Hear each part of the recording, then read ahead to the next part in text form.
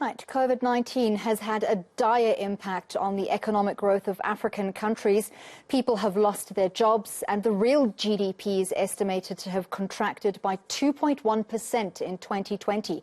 Our reporter Khayelihle Khumalo is in Nairobi, Kenya, to cover the African peer review mechanism. He has been finding out how African countries plan to revive their economies and joins us now for more. Kaya, give us a little bit of a wrap of the events so far and then take us through some of the solutions being discussed. Well, that's right, and so it's a plenty of issues really being discussed around the issue of trying to craft the new measures to try and revive the battered economies in the continent.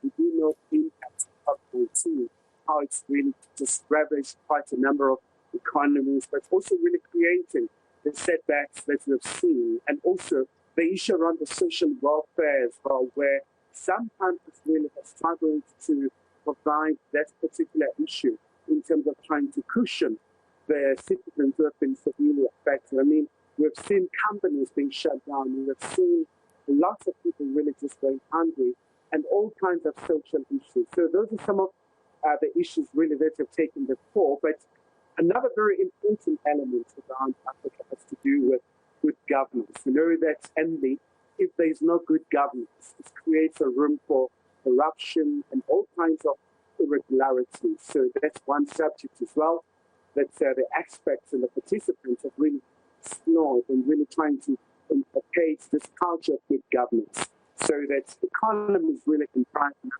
without being impeded by anything really, and just by any just illicit acts that you've seen prevailing. But another very critical subject is to do with ramping up of the vaccination in the continent. We know that it still remains quite low in comparison to other parts of the world, so it's been a massive challenge, and we've seen the AU from its side creating the vaccine acquisition task team responsible solely for making sure that they try to promote that. So the IPRM really finds itself at that very critical point of making sure that these decisions that are taken are implemented. Kaya, of course, one of those discussions around increasing vaccinations administered in African countries is equitable access to vaccines. What is the progress being made there? Well, it's still a very enormous challenge. When you look at other regions in comparison to Africa, the main issue is that out of the 6 billion doses, only 2% has been allocated to Africa. So it is a massive issue of the very inequalities that you still see persisting.